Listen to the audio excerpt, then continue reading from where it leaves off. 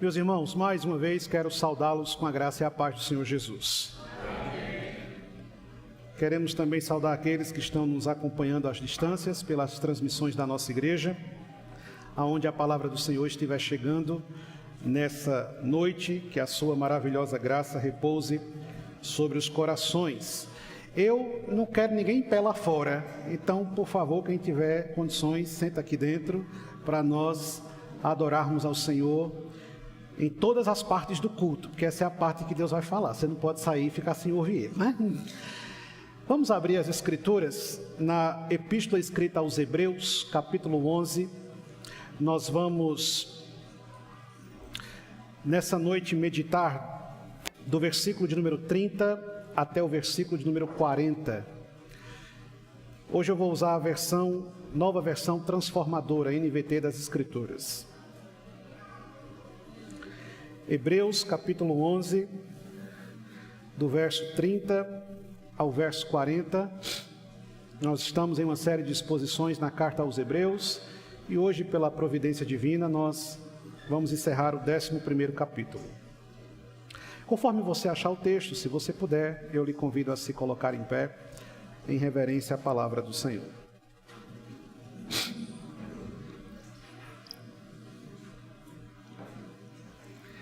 Hebreus, capítulo 11, do verso 30 ao verso 40. Assim nos diz as Sagradas Escrituras. Pela fé o povo marchou ao redor de Jericó durante 7 dias e suas muralhas caíram. Pela fé a prostituta Raabe não foi morta com os habitantes de sua cidade, que se recusaram a obedecer, pois ela acolheu em paz os espiões. Quanto mais preciso dizer, levaria muito tempo para falar sobre a fé que Gideão, Baraque, Sansão, Jefté, Davi, Samuel e os profetas tiveram. Pela fé eles conquistaram reinos, governaram com justiça e receberam promessas. Fecharam a boca de leões, apagaram chamas de fogo e escaparam de morrer pela espada. Sua fraqueza foi transformada em força. Tornaram-se poderosos na batalha e fizeram fugir exércitos inteiros. Mulheres receberam de volta seus queridos que haviam morrido. Outros, porém, foram torturados, recusando-se a ser libertos, e depositaram sua esperança na ressurreição para uma vida melhor. Alguns foram alvo de zombaria e açoites, e outros acorrentados em prisões. Alguns morreram apedrejados, outros foram cerrados ao meio, e outros ainda mortos à espada. Alguns andavam vestidos com pele de ovelhas e cabras, necessitados, afligidos e maltratados. Este mundo não era digno deles. Vagaram por desertos e montes, escondendo-se em cavernas e buracos na terra. Todos eles obtiveram aprovação por causa de sua fé. No entanto, nenhum deles recebeu tudo o que havia sido prometido, pois Deus tinha algo melhor preparado para nós, de modo que sem nós eles não chegassem à perfeição. Que Deus nos abençoe com a sua gloriosa palavra. Curve sua fronte, feche seus olhos, vamos buscar a iluminação do Espírito Santo. Querido Deus, os nossos corações se deleitam no Senhor, por esses preciosos momentos que nós estamos vivendo até aqui, por cada ato deste culto no qual a sua graça tem sido manifesta sobre nossas vidas, pela sua misericórdia e a sua bondade que nos reuniu neste lugar. Nesse momento nós temos diante de nós a sua palavra, e nós cremos que ela é o pão vivo que alimenta nosso coração. Ela é água viva que sacia a sede de nosso ser. Ela é bússola que nos aponta a direção a seguir. Nós precisamos, Senhor, ouvir a Tua voz. E é a única coisa que desejamos nessa noite, sermos instruídos tão somente pelo Senhor. Então fala conosco nessa noite. Traz refrigério ao nosso coração. Traz alívio à nossa alma. Traz, Senhor, direcionamento ao nosso ser. Se for preciso, nos exorte, nos corrija, nos repreenda. Mas não permita que deixemos este lugar da mesma forma como nós chegamos nessa noite. Fala conosco, Espírito Santo. E se aqui entre nós ou ao nos acompanhar à distância houver alguém que ainda não conhece a Teu Filho como o único e suficiente Salvador de sua vida, que nesta noite cadeias possam ser rompidas e pecadores libertos do domínio da morte, para o louvor da glória do Teu santo nome.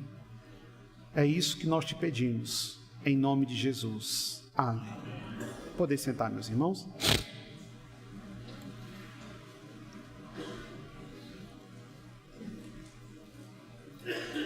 Entre muros que caem e mártires que morrem, a fé gerada pelo Espírito Santo.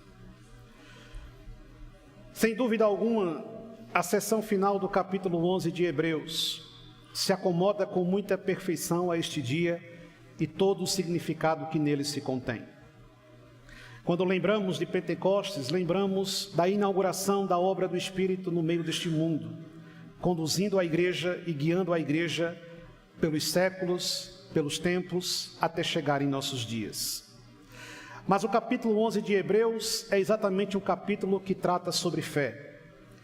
E não de uma fé normal, simplória, que pode ser produzida por qualquer indivíduo de forma aleatória e despropositada. Trata-se de uma fé soberana que é gerada por Deus mediante a ação do seu Espírito, em corações que são transformados e alcançados pela sua graça salvífica. Ao longo do capítulo 11 tivemos 6 ministrações, nas quais o Senhor nos permitiu percorrer todo este caminho, dando-nos exemplos de fé vivida e exercida na história de homens e de mulheres que de fato foram determinantes dentro do propósito que Deus havia estabelecido para o seu povo. Vimos que pela fé Abel adorou ao Senhor de forma sacrificial. Enoque andou com Deus e foi poupado da morte.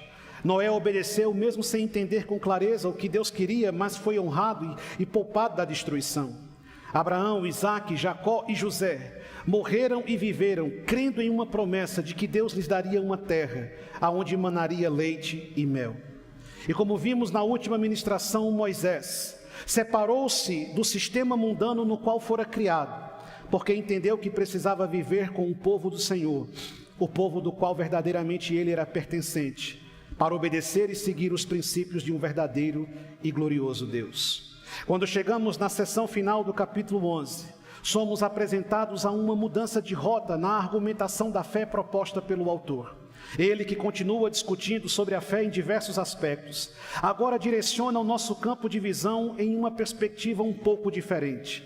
Uma perspectiva que na maioria das vezes é desprezada e ignorada pelos cristãos de nossa época. Essa fé da qual falamos, que é gerada em nosso coração por meio da obra do Espírito, não é uma fé que sempre nos permitirá viver momentos gloriosos, felizes e incríveis ao longo de nossa jornada.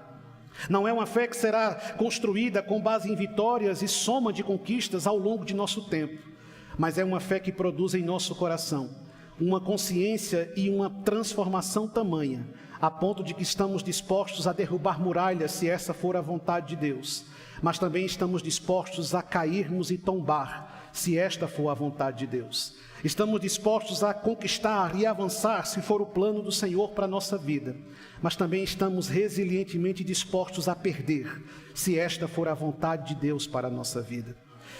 E entre muros que caem e mártires que morrem, essa fé é gerada sempre pela ação bendita do Espírito Santo. Eu quero que você deixe a sua Bíblia aberta em Hebreus capítulo 11. E a partir do verso 30 vamos percorrer esse texto. E de forma muito objetiva refletirmos que tipo de fé o Senhor tem produzido em nosso coração. A primeira verdade que eu gostaria de destacar nessa noite é aquela que está no verso 30.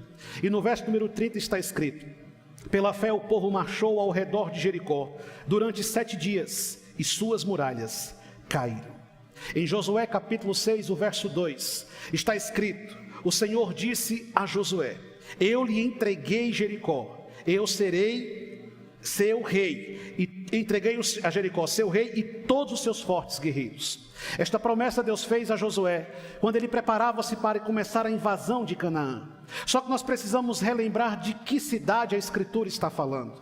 Nós não estamos falando de um povoado pequeno, desprotegido ou incapaz de defender-se. Nós estamos falando de uma das mais protegidas e bem guardadas cidades daquele tempo antigo. Jericó possuía muralhas gigantescas e, segundo estudos arqueológicos, pelo menos 2 carros eram capazes de andar em cima dessas muralhas em uma mão e contramão. Jericó era uma cidade com um exército poderoso, muito bem fortificada, era o centro político, econômico e social de Canaã naqueles dias. E Deus havia dito a Josué que entregaria em suas mãos aquela cidade, o seu governante e todo o seu povo. O problema é que nós precisamos considerar em que contexto essa batalha se deu. Os israelitas chegam às margens do Jordão como um povo inexperiente. Não tinham um exército armado, nem tão pouco equipado. Eram homens simples, acostumados à lida do campo, com o espírito um tanto opressivo por conta dos longos tempos de escravidão no qual viveram e pela cansativa jornada que levou 40 anos até que de fato a conquista pudesse se iniciar. Eles não tinham experiência própria, não tinham generais de batalha renomados e com condecorações que lhes desse algum tipo de credibilidade ao enfrentar tamanha batalha e tamanha guerra diante dos seus olhos. Eles não tinham força, eles não tinham poder, eles não tinham estrutura, eles não possuíam recursos, mas eles tinham uma promessa. A promessa que foi feita por Deus, de que aquela cidade cairia e de que Deus entregaria aquela cidade em suas mãos, entregaria o governo daquela cidade em suas mãos, entregaria o povo daquela cidade em suas mãos. O quantitativo não importava, a capacidade bélica não interessava, o domínio e estratégia de batalha simplesmente não contava, porque as orientações que Deus dera a Josué, elas eram simplesmente incompreensíveis. O que Deus disse? Você vai rodear essa cidade, e você vai fazer isso por 7 dias, e a arca da aliança vai na frente, e vocês vão tocar trombetas, e vocês vão dar gritos de alarido. Qual é o exército que vai para a guerra com esse tipo de estratégia? Qual é o exército que vai para o confronto com esse tipo de abordagem? Qual é o exército que se propõe a invadir uma cidade poderosa e bem guardada, com apenas homens gritando e pessoas tocando trombetas? Certamente, olhando numa perspectiva humana, o povo de Jericó, sem dúvida, acreditava que aquele barulho cessaria e que aquelas pessoas desordeiras iriam embora frustradas, porque ninguém era capaz de penetrar suas muralhas. O que eles não contavam é que uma ação soberana de Deus estava em curso. E aquelas pessoas creram nisso com todo o seu coração. E é por isso que o autor de Hebreus faz questão de destacar esse episódio, porque foi pela fé que eles marcharam, mesmo não possuindo recursos para derrubar as muralhas. Foi pela fé que eles marcharam, mesmo não tendo armas para enfrentar o inimigo. Foi pela fé que eles marcharam, mesmo não possuindo recursos que lhes garantisse a vitória. Mas ao 7º dia, ao tocar da última trombeta e ao se ouvir o último grito de alarido, as muralhas começaram a tremer, o chão se abalou e toda aquela fortificação veio ao chão, sem uma única arma disparada pelos israelitas, mas somente a confiança em Deus foi suficiente para que aquelas muralhas viessem ao chão. O que é que o texto bíblico então me traz nessa noite? Eu não preciso possuir recursos, e eu não tenho recursos. Eu não preciso entender a estratégia, e eu nem sequer tenho uma estratégia. Eu não preciso ter força para enfrentar as muralhas, porque eu de fato não as tenho. Mas se eu confiar no Deus a quem eu sirvo, Ele não somente derruba as muralhas, Ele derruba qualquer barreira que haja na minha frente. Eles marcharam pela fé e as muralhas vieram ao chão. O Espírito Santo nos concede então uma fé que é poderosa para derrubar qualquer muralha. Quantas vezes nós nos deparamos diante de certas circunstâncias e pensamos que elas são insolúveis? Quantas vezes nós nos estamos diante de certas situações e nós achamos que elas são simplesmente impossíveis de serem resolvidas? Mas é porque nós nos esquecemos do Deus a quem nós servimos e a fé que o seu Espírito gerou em nosso coração. Ninguém nunca fez nada no reino de Deus possuindo recursos. Ninguém nunca fez nada na obra de Deus possuindo estratégias. Ninguém nunca avançou no reino de Deus confiando na própria força. Deus usa as coisas que não são para confundir as que são. Deus pega as coisas loucas do mundo para confundir os entendidos. Deus usa os fracos para derrotar os fortes, e o seu nome é glorificado, porque é por meio da sua ação que as muralhas vêm ao chão. A primeira coisa que o texto então me mostra de forma graciosa e poderosa, é que o Senhor nos concede fé, e o Espírito gera em nosso coração fé para derrubarmos qualquer muralha. Apenas isso, apenas isso. Mas não apenas um Espírito que produz uma fé poderosa para derrubar muralhas. O Espírito também produz uma fé para nos redimir e nos preservar. Veja o que está escrito no verso 31. Pela fé, a prostituta Raabe não foi morta com os habitantes de sua cidade, que se recusaram a obedecer, pois ela acolheu em paz os espiões.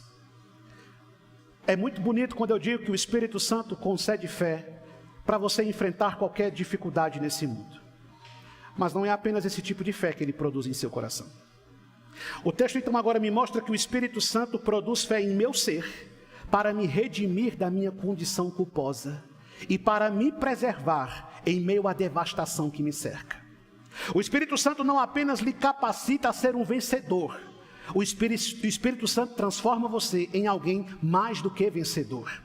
Mas para ser alguém mais do que vencedor, você precisa de fato ter em sua vida a mesma ação transformadora que houve no coração de Raabe. E o autor de Hebreus, ele não está escondendo a condição de Raabe. O autor de Hebreus destaca muito bem qual era a sua posição social em Jericó. Ela era uma prostituta. Ela era uma mulher perdida. Ela era uma mulher que vivia na vida devassa. Era uma mulher excluída de qualquer possibilidade de crédito.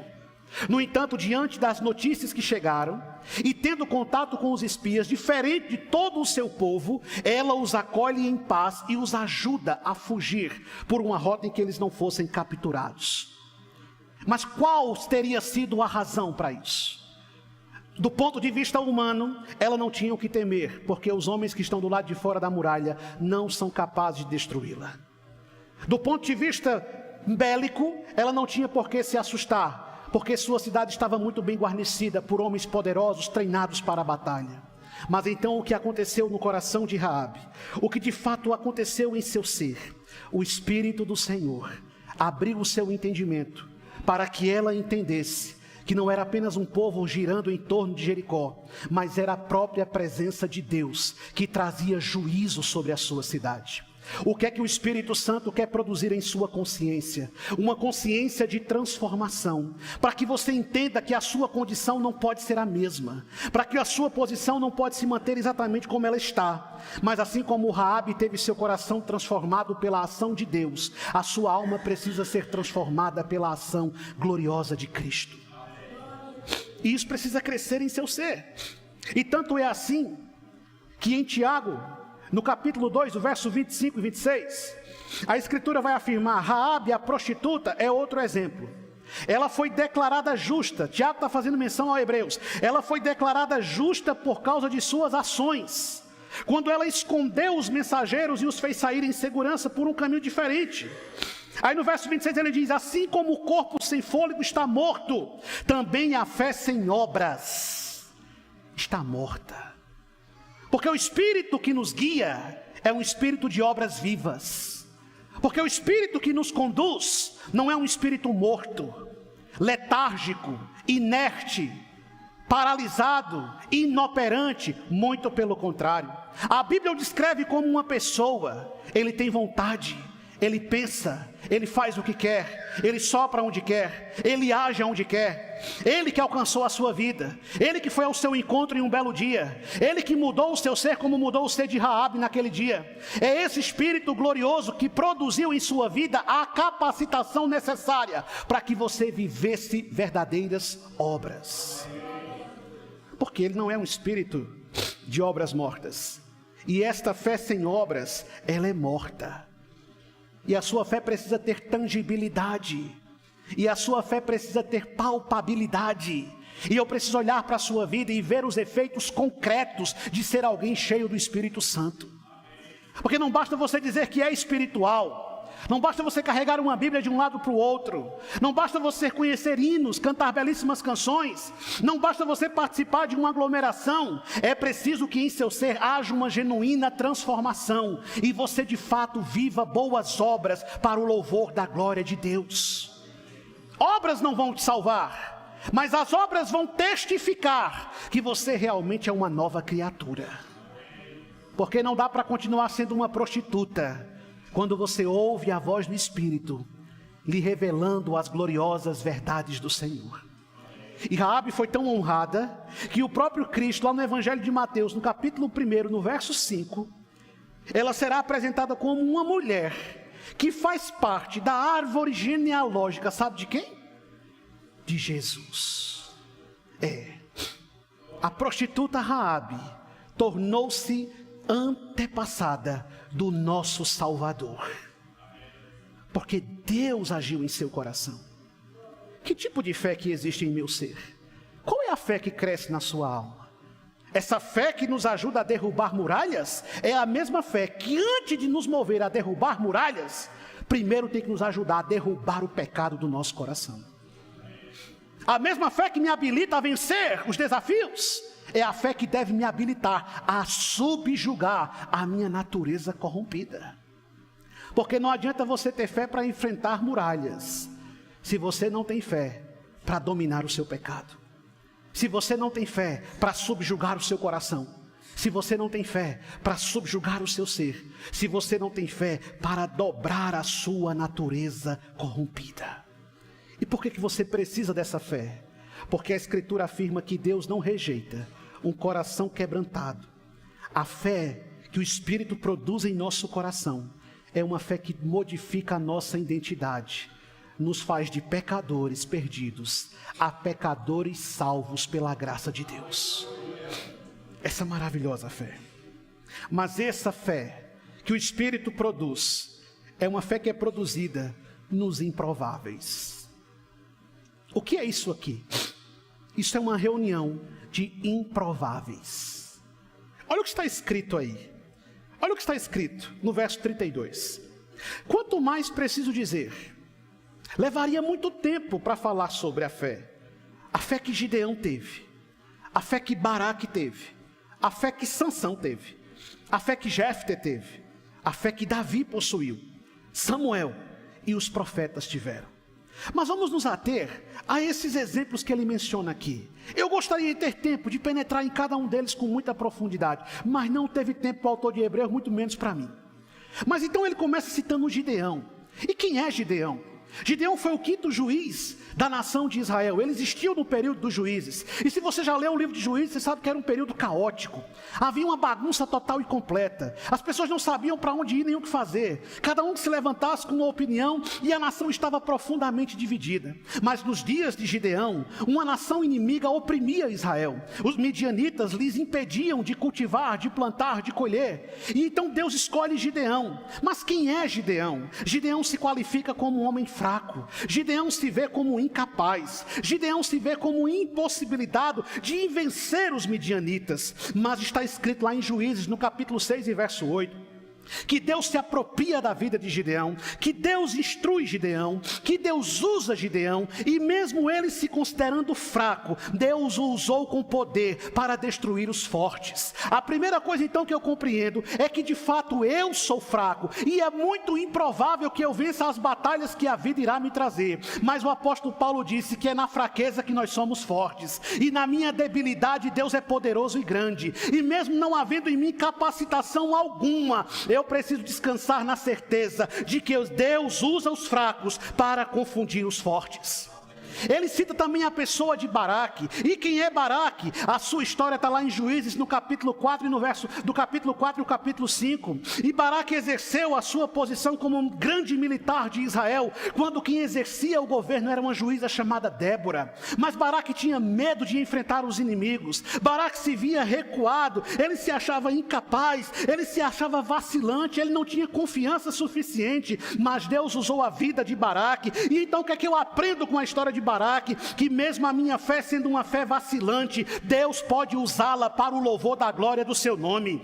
A Bíblia também fala de Sansão. Sansão está lá em Juízes, no capítulo 3 até o capítulo 16. E quem foi Sansão? Ele é outro improvável. Sansão era nazireu desde o nascimento, tinha uma força sobrenatural, Deus o usava com muito poder, só que o coração de Sansão era orgulhoso, a sua natureza era corrompida, ele era uma criatura intempestiva, ele não tinha domínio próprio, ele se deixou levar pelos prazeres do mundo, sucumbiu aos encantos de Dalila. Só que a Escritura diz que ele se arrependeu profundamente e na sua morte ele matou mais filisteus do que durante toda a sua vida. Então o que eu aprendo com a história de Sansão? Deus não exclui a fé daqueles que erram, mas aqueles que erram ainda continuam dentro do propósito soberano de Deus. E Deus, na sua soberania, é capaz de, num ato simples de arrependimento, usar o resto de suas forças para que por meio de sua vida a obra dele seja preservada.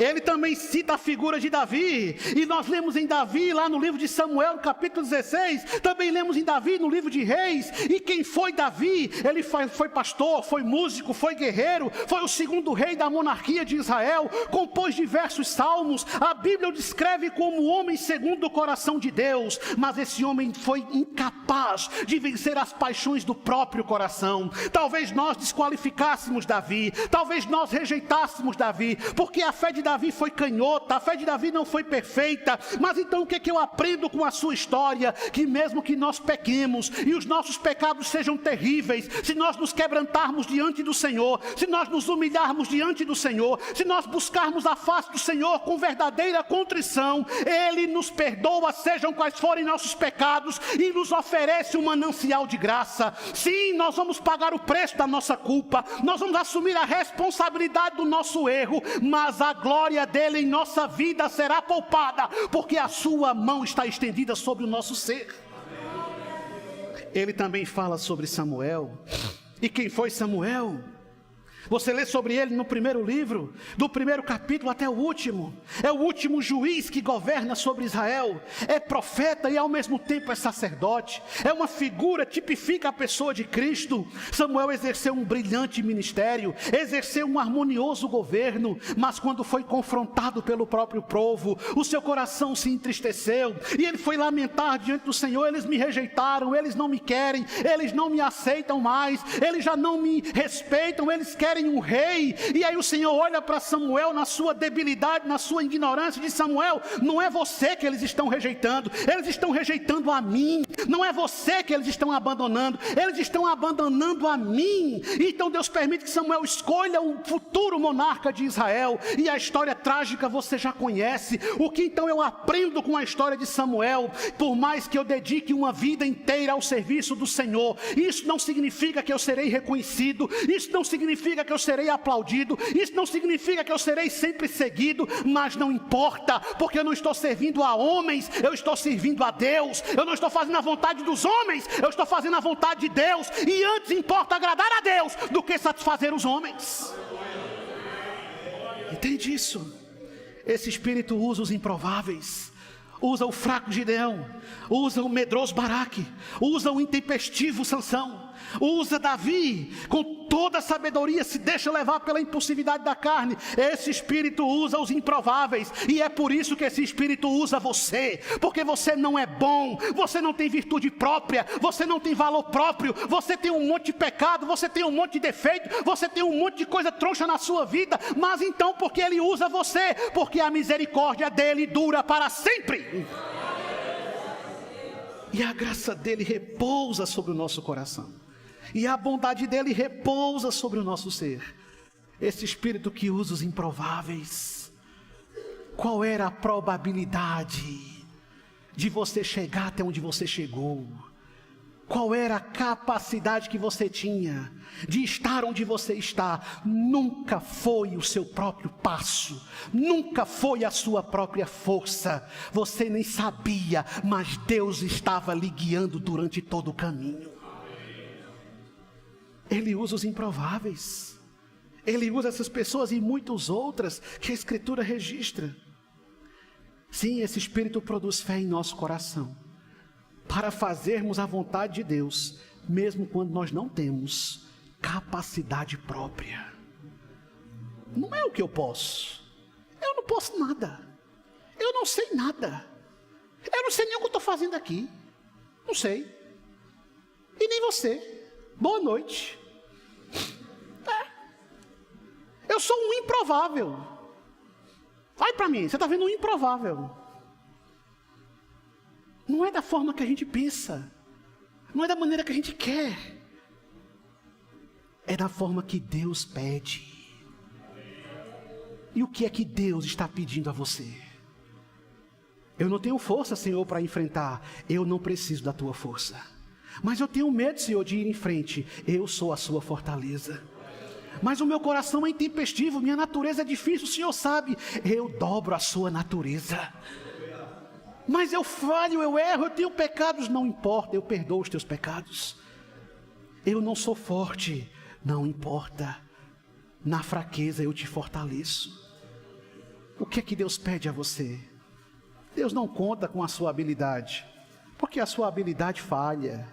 Lembra quando o Senhor chama Moisés? Vai lá, Moisés. Não, não vou não. Vai, Moisés. Não, não sei nem falar. Tá bom, Moisés, manda Arão vai junto com você.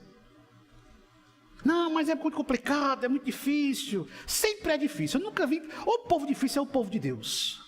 Tudo é difícil para o povo de Deus. Por isso que o pastor fica sem juízo, porque é difícil demais. Tudo é uma complicação, tudo é um moído, tudo é uma agonia. Vamos fazer um negócio. É um abacaxi gigantesco para descascar. Aí quando a coisa se acumula demais, sabe o que eu faço? Eu vou dormir. Eu vou dormir porque eu não dou jeito em nada. Quem dá é Deus.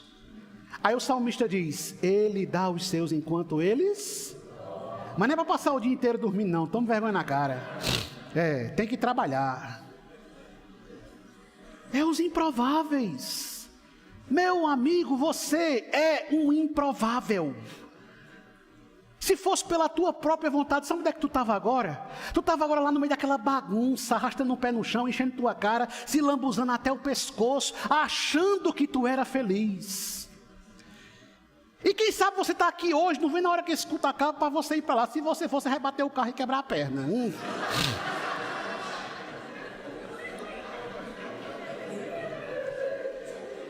E só vai ligar o osso se você ligar para mim para orar por você. E primeiro eu vou comer o seu fígado para depois orar por você.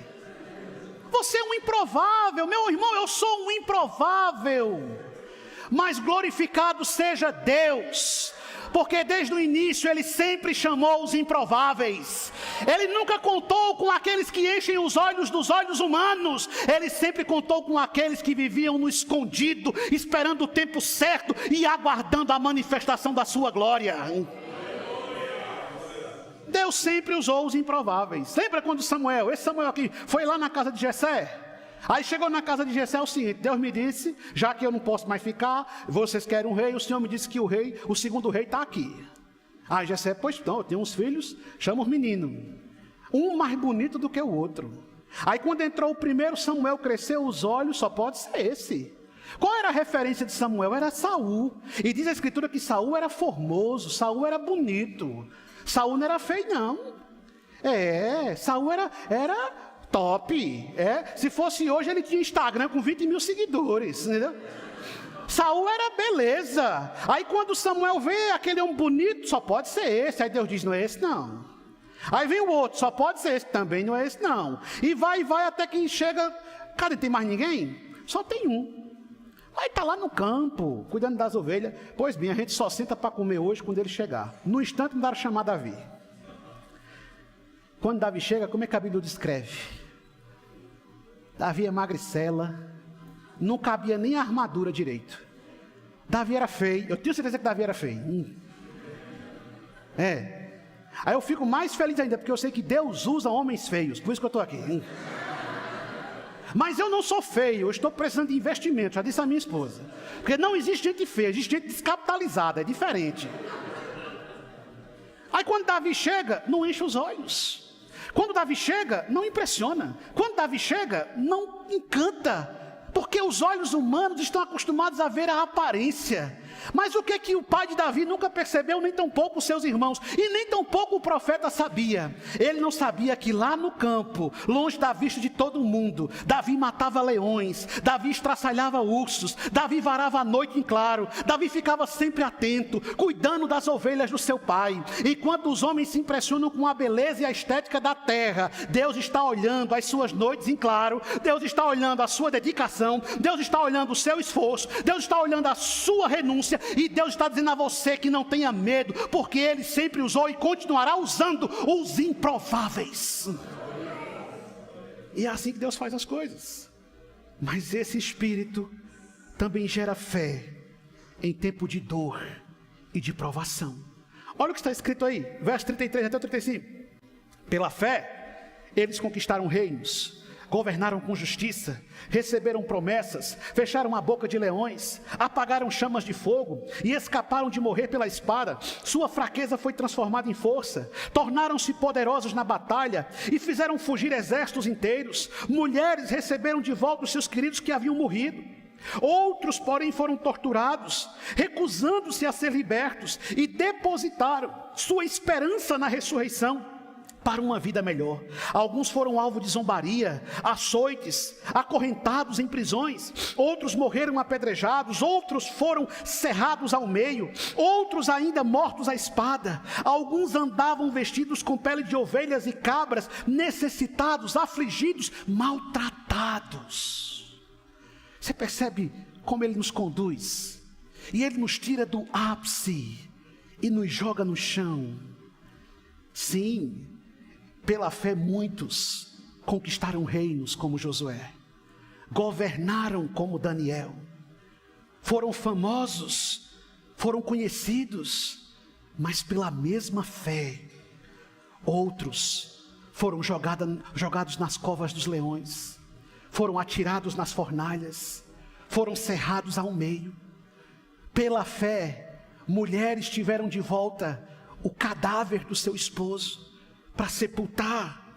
Pela fé, eles experimentaram zombaria, escarneceram deles, zombaram dele, cuspiram na cara deles. Pela fé muitos morreram, pela fé outros viveram a vida inteira afligidos e maltratados, mas é a mesma fé. Porque não tem a ver com aquilo que eu faço, tem a ver com aquilo que eu sou.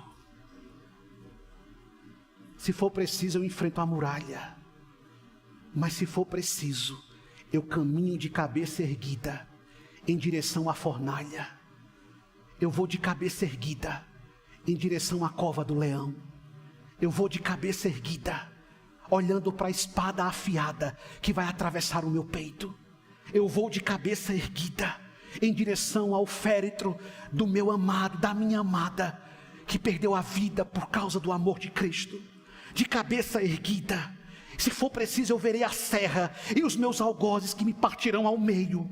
De cabeça erguida, eu viverei o opróbrio, eu enfrentarei a oposição, eu passarei por qualquer dano. De cabeça erguida, porque no meu peito arde uma fé que o mundo não pode apagar. Você entende o que ele está dizendo? Essa fé que é gerada em meu coração em tempos de dor e de provação. Essa fé que é gerada na minha alma de maneira inexplicável. Porque ele cita indiretamente a pessoa de Daniel, mas Deus poupou Daniel na cova dos leões. Ele cita indiretamente Sadraque, Mesaque e Abednego, que não aceitaram se curvar diante do poste ídolo, mas Deus os poupou na fornalha de fogo ardente. Ele cita uma passagem de 1 Reis, capítulo 17, verso 22 até o verso 23, que mostra-nos as mulheres que receberam os seus maridos mortos na batalha, mas com um coração grato, porque eles morreram fazendo a obra de Deus. Ele também está citando a figura de Isaías, que segundo a tradição foi cerrado ao meio, mas não mudou a mensagem que o Senhor lhe deu para pregar. Ele está citando incontáveis homens e mulheres que sofreram nesse mundo, que amargaram nesse mundo, que padeceram nesse mundo, mas não sucumbiram, crendo que Deus seria com eles até o último suspiro. É essa fé que o Senhor quer gerar na sua alma hoje. Porque haverá dias que as muralhas irão cair, mas haverá dias que os seus inimigos vão lhe alcançar.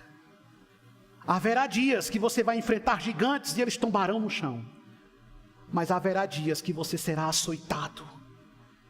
Haverá dias que você contará vitórias, mas haverá dias que você vai sofrer.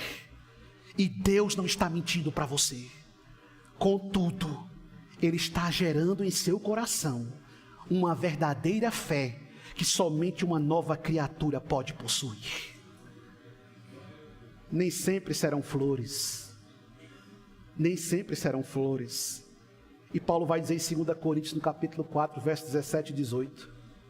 Ele vai afirmar: pois estas aflições que você passa hoje, pequenas e momentâneas, que agora enfrentamos, produzem para nós uma glória que pesa mais que todas as angústias que durará para sempre. Portanto, não olhamos para aquilo que agora podemos ver. Em vez disso, fixamos o olhar naquilo que não se pode ver. Pois as coisas que agora vemos logo passarão, mas as que não podemos ver, elas durarão para sempre. E aí no verso 38 há uma frase que é profunda. Todos esses homens, o autor diz, este mundo não era digno deles. Vagaram por desertos e montes, escondendo-se em cavernas e buracos na terra. O Espírito Santo tem gerado homens e mulheres, ao longo de toda a história, dos quais o mundo não é digno. Mas esse verso produz vergonha para a igreja dos nossos dias. Este verso é uma sentença de acusação aos nossos ouvidos. Porque estes homens dos quais o mundo não é digno, são homens que viveram fugindo, que viveram na iminência da morte, que viveram sob o fio da espada, que viveram padecendo, sofrendo em angústias profundas e severas. É destes homens que a terra não é digna. Mas qual é o tipo de cristão que nós temos em nosso contexto? Cristãos que estão preocupados com a visibilidade. Cristãos que são amantes de seu próprio coração. Cristãos que estão preocupados apenas em estar sempre em evidência. Cristãos que estão apenas querendo poder, grandeza, riqueza. Cristãos que estão buscando a todo custo as projeções desse mundo. Quais são os homens que têm sido oferecidos a este mundo pela igreja de nossos dias? Pastores que tornaram-se empresários da fé, pastores que já não pregam a palavra com a fidelidade de vida, com medo de perderem audiência e espantar o seu público, pastores que já não pastoreiam porque estão envolvidos e ocupados com outras coisas que o Senhor nunca confiou em suas mãos, pastores que abandonaram a oração e o estudo da palavra meticulosa porque acreditam que fazer as coisas de qualquer jeito ainda assim é fazer para Deus, pastores que estão sucumbindo na prostituição, líderes que estão tombando na iniquidade. O mundo é digno desse tipo de gente, o mundo gosta desse tipo de gente, mas Deus está buscando aqueles que viverão sob o fio da espada, que padecerão o opróbrio da terra, que enfrentarão a inimizade do mundo, mas serão fiéis até o fim para o louvor da glória do nome de Jesus Cristo. É desse tipo de homem que Deus está atrás, é esse tipo de gente que Deus está buscando. Mas qual é a minha preocupação hoje? A minha preocupação é tão medíocre diante das verdades que são confrontadoras, propostas pela palavra do Senhor. Mas o verso 39 e 40 nos diz: todos eles obtiveram aprovação por causa de quê? Da sua fé. Todos eles, por causa da sua fé. No entanto, nenhum deles recebeu tudo que havia sido prometido. Pois Deus tinha algo melhor preparado para nós. Ele está falando dos cristãos contemporâneos, dos seus dias, e o Espírito fala para nós aqui nessa noite. De modo que sem nós, eles não chegassem à perfeição. Todos eles citados aqui no livro de Hebreus, no capítulo 11. Todos eles registrados no Antigo Testamento. Nenhum deles recebeu tudo o que foi prometido a eles. Todos eles morreram com uma promessa. É por isso que crente que tem promessa de Deus, morre. E aí você ouviu aquela ladainha: quem tem promessa de Deus não morre. Só se você virar uma múmia, entendeu? Porque a minha esperança é morrer com uma promessa. Porque se eu não morrer com uma promessa da vida eterna, eu estou perdido. Então todo crente vai morrer na promessa. Amém? Então quando alguém disser para você: ai, não fica agoniado não, porque quem tem promessa de Deus não morre, você diga solenemente: é mentira. Porque eu vou morrer com a promessa de que um dia ressuscitarei e viverei para sempre ao lado de Jesus. Todos eles morreram, mas não experimentaram o cumprimento das promessas. Por quê? Porque a igreja ainda não tinha nascido. Porque nós ainda não havíamos chegado. Eles viveram olhando como quem olha por um espelho turvo para o futuro. E o autor de Hebreus diz que eles viveram essas expectativas, assim como todos os outros viveram essas expectativas. E desde Abel até Malaquias, todos eles olhavam para o futuro e ansiavam com todas as forças de seu coração viver os dias em que o Messias pisaria nessa terra. E foi com base nessa esperança que Abraão viveu e todos os outros viveram. A vinda de Cristo e a redenção final é o fato decisivo do cumprimento cabal e pleno das promessas que Deus fez.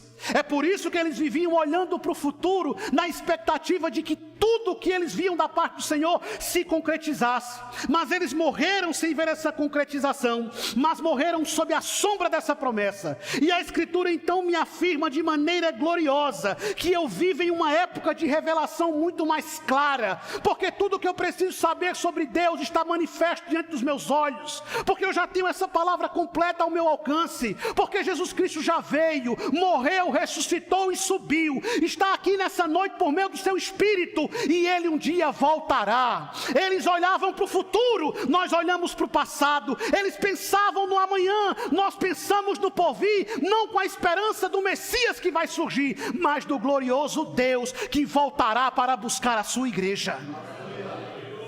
Compreende a diferença? Nós vivemos uma maravilhosa verdade que eles não puderam viver. Em João capítulo 8, verso 56, Jesus disse: seu pai Abraão exultou com a expectativa da minha vinda. Ele a viu e se alegrou. Abraão esperava o dia que Cristo pisaria na terra. E o que é que está escrito em 1 Pedro capítulo 1, verso 10 até o 12, aqui eu vou caminhando para o fim. Ele diz: até mesmo os profetas queriam saber mais sobre essa salvação e investigaram a respeito, quando profetizaram acerca da graça preparada para vocês. Buscavam descobrir a que tempo ou ocasião se referia o Espírito de Cristo, que neles estava, ao predizer o sofrimento de Cristo e sua grande glória posterior. Foi-lhes dito que suas mensagens não eram para eles, mas para vocês. E agora essas boas novas lhe foram anunciadas, porque aqueles que pregaram pelo poder do Espírito Santo enviado do céu, é algo tão maravilhoso que até os anjos anseiam os observar. O que é que Pedro está dizendo? Eles pregavam não para eles, mas pregavam apontando para Cristo. Eles investigavam sobre Cristo. Eles queriam compreender essa maravilhosa salvação que estava revelada em Cristo. Eles morreram com essa expectativa. Mas e eu e você? Nós sabemos o que Cristo fez. Nós somos consequência da obra de Cristo. Nós somos o resultado final do amor de Cristo. Eles aguardavam a manifestação da graça, nós vivemos os efeitos cabais da graça. Eles esperavam a revelação do porvir, nós vivemos as consequências da revelação do porvir.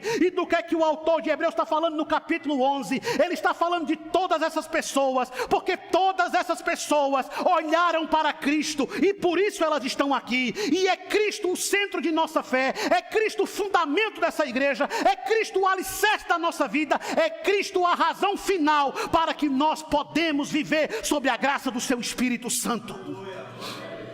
É Cristo e somente Cristo. Portanto, meu irmão, a que conclusão podemos chegar? A fé vence muralhas, mas vence sem espadas. A fé salva prostitutas e sustenta mártires. A fé confia mesmo sem ver. A fé louva, mesmo quando perde. A fé prefere a ressurreição eterna ao livramento momentâneo de um sofrimento.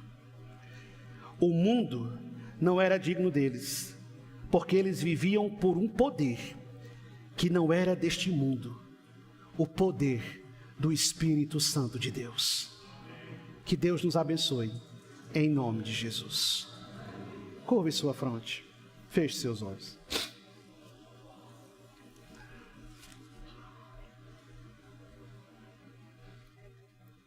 Você pode orar comigo nesse instante. Querido Deus, tem misericórdia de nós, Senhor. porque nós somos pequenos, nós somos fracos, nós somos falhos. Nós precisamos dessa fé, Senhor. Existem muralhas que precisam ruir, e só o Senhor pode derrubá-las. Existem mudanças em nossa casa que precisam acontecer, mas só o Senhor pode transformá-las. Existem lutas que precisam ser enfrentadas, mas às vezes nós não nos sentimos capazes. Dai-nos essa fé, Senhor, a fé de suportar toda e qualquer circunstância, a fé de ir para a guerra não confiando na própria força, mas confiando que a sua mão vai em nossa frente. Nos dá essa fé, Senhor, a fé de descansar mesmo quando o choro for o som que chega aos nossos ouvidos. Nos dá essa fé, Senhor, inabalável, mesmo quando perdermos, mesmo quando sofrermos o dano. Nos dá essa fé, Senhor, essa fé que nos impulsiona a olhar para a cova do leão e não temer, pois morrer contigo é muito melhor do que a própria vida.